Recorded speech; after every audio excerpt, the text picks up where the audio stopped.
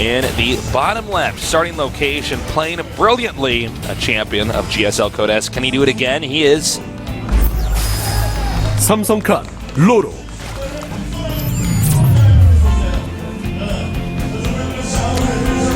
And in the upper right, the underdog. Can he win this game and the next to go to the winners group? He is KT Roster Crazy. I have discovered on Twitter that it's called the Leviathan. That big Zerg thing that I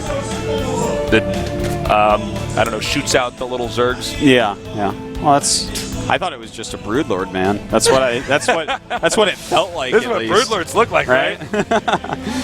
No. So here we are, Tasteless. Daybreak. Looks like they're going to be opening with the same builds. So it's going to be a little bit before we see some serious action take place. So I got to ask you some questions about Heart of the Swarm. Yeah, talk to me. What is your favorite new unit in the game? And it doesn't have to be from the race you play. Well, I'm going to use the race that I actually play in this one. I really like the Oracle. The Oracle is really fun. Because it changes it's a very everything. fun unit. Because it means you can go starport tech. Yeah, that's true. And not have to get a cannon or get a robo too. Yeah. You can deal with detection like that, which is good. Exciting for me because the Protoss did have a really hard time with that one observer. It could just insta die. Yeah. Especially because in StarCraft 2 in general, you make a lot of Immortals and Colossi out of the Robo. So, it was so unforgiving to lose that one observer. Very true. What about you? I have a second part question for you, and then I can answer.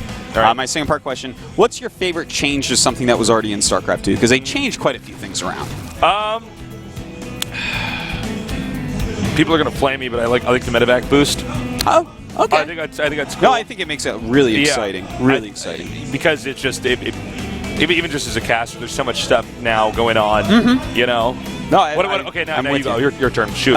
Okay. For new units, Swarm Host, absolutely. I think it's so cool. What a cool new unit, man. I'm so interested in and intrigued by Swarm Host play, and I think that that's something that people are going to eventually figure out, and it's going to be so awesomely powerful. Well, the Swarm Host, too, it's very unforgiving if you lose the Swarm Host. Yeah, certainly. Really it's definitely an investment. But when you're not ready to deal with those things, like if you get caught off guard and you're like, oh my God. I've played some fantastic games against good Swarm Host play, or what I consider to be good Swarm Host play so far, and it can be very difficult. I really enjoy it. 2-hatch Swarm Host play. Oh, those, pushing forward, sending queens, towards like the Protoss, for instance, or even the Terran, too.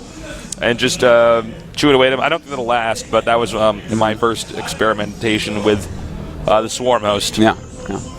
Well, my favorite change to something that already existed, I think I have to go with the decreased cost on the Dark Shrine. Oh, yeah. Because Dark Shrine was so unforgiving before. I feel like it's being worked into builds a bit better as an actual viable thing. Well, it was so neat. unforgiving. I mean, you basically had to do damage with it. Yeah, or you would just die. Yeah, and that's why, my little brother, Day 9, said he went behind Dark Shrine, because that's probably one of the only moments where you're already behind, right? So you need to do something drastic to get ahead. But now I feel like the Dark Templar gets more of a normalized place. Yeah, in it's the actually development of a build. It's a unit that you actually can use for things like harassment now. Yeah, instead of just endgame. Yeah, know? It's really cool. So some great changes. Anyways, we're about into the game where things start to differ a little bit. We do see we do see a little bit of Zergling harassment here. Not getting too much done, really. Some good defensive Banelings popping out. Oh, wait, I have something else to add, actually. Sure. I like the death scenes now. Oh, you like the new, when things like slide across the ice or like fall down cliffs? What's funny is I have that turned off on my computer. And now I'm watching this, I'm like, oh, that's right, they do that. Yeah, it's pretty cool. Because I have my graphics set a little bit lower, but no, that's cool.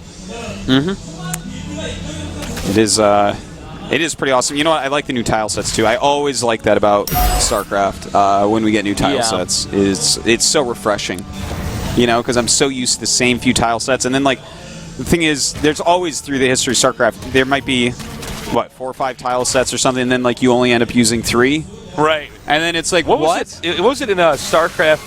StarCraft 1 Badlands. I already know what you're talking about. Well, actually, what I was going to bring up was when they had the snow title set in Brood War, and the pro gamers complained that they couldn't do it because it hurt their eyes too much. Yeah, because the pylons warping in. Yeah. And Protoss buildings in general. Yeah, yeah. It was just too bright. Yeah, it's a funny thing, but I don't know. I love the new tile sets.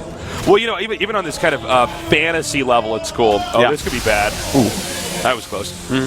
But no, even on this, just the whole fantasy aspect of it, it's just cool to see different parts of the StarCraft universe. Definitely.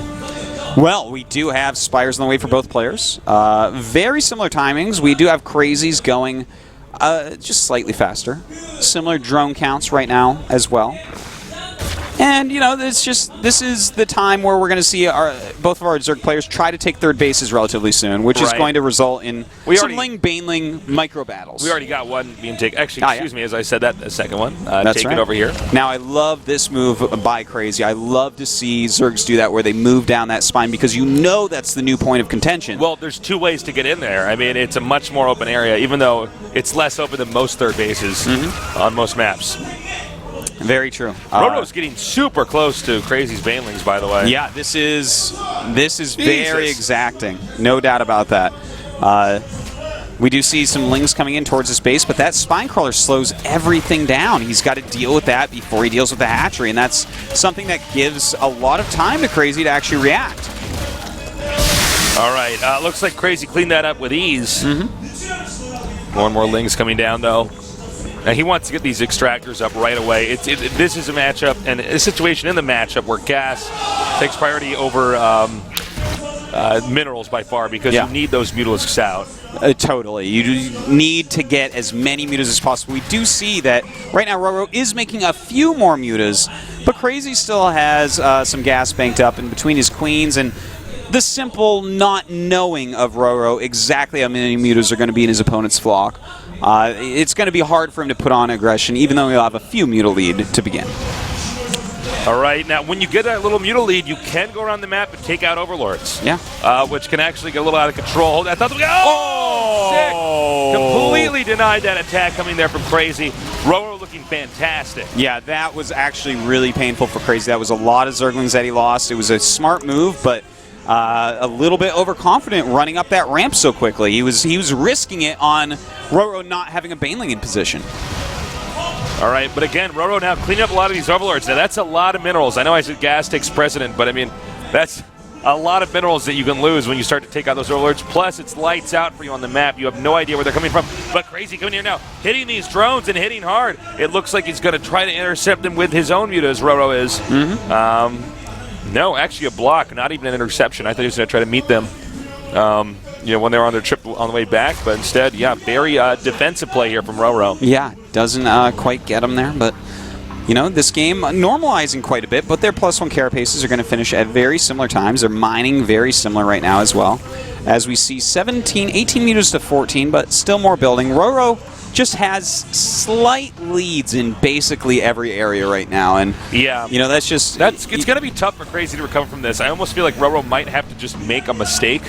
Yeah, this is a very unforgiving situation, and it's something that I can tell you guys right now. Both Artosis and I are very familiar with since we played StarCraft 1 for 10 years. Yes, this is very similar to a StarCraft 1 ZBZ. Oh, certainly.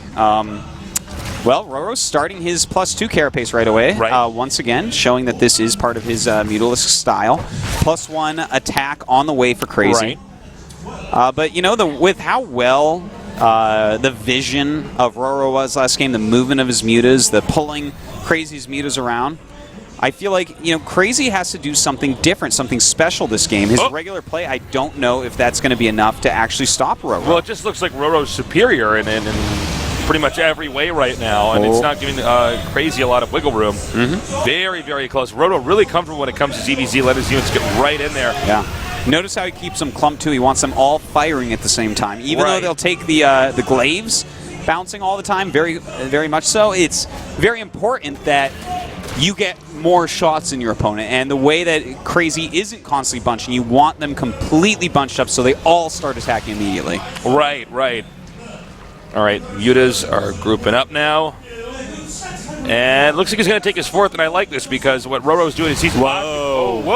And here we go. It's happening. He's decided it is time, in fact, to fight, and this should end up deciding the game unless it's a wash. And that was a mistake by Crazy. We saw those mutas move for a moment. Point down, point towards us. And it looks like 3 mutas up, 4 mutas, 6 mutas up, and look at that. See, wow, Crazy actually managed to get out of there. A lot of times in TVZ you can't get away, but I don't know if that's going to matter now because he's this 7 third mutas base, up. Yeah, this third base is just exposed. Even with queens here, I don't think that's going to be enough. And look at that, the mutas against mutas. Once again, there's no spores. A single queen does come in. It will be taken by Lings in a moment. Lings taking out that queen. Yeah, and it looks like RorO has just shown far too much mastery of his Mutalisks, of getting the right amount out and attacking at the right time. And this is a very last-ditch effort that we see from Crazy. Yeah, we might actually see a GG here. This is, I mean, you really, okay, there it is, GG. Well played. Not a shocker, really. RorO the winner here between these two heavyweights. Yeah, showing that, you know, him being the former champion of GSL, the last season Wings of Liberty champion, having to play a lot of Zergs to get there. Definitely very sharp in his EVZ play. Right. Keeping his Mutalisk count just a few above Crazy through better gas timings, not wasting as many Banelings, through things like that. And Crazy just was never able in either game to get any sort of edge. Thumbs up for RorO. That's right. MANGOSIX. That's the name of that MANGOSIX monkey. What's his name? MANGOSIX. MANGOSIX? MANGOSIX. Good. He probably got picked on a lot in school, man. Man, that was impressive.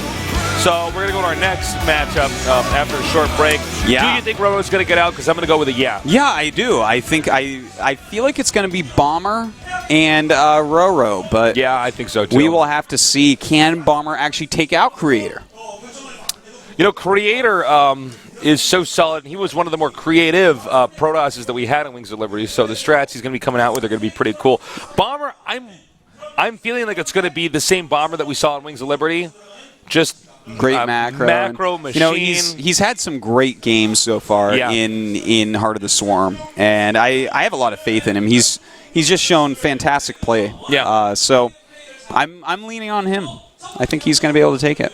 We'll have to see. We're going to go to a quick little break, and when we return, we're going to go on to the next match here of this day, first day of the GSL Code S Heart of the Swarm.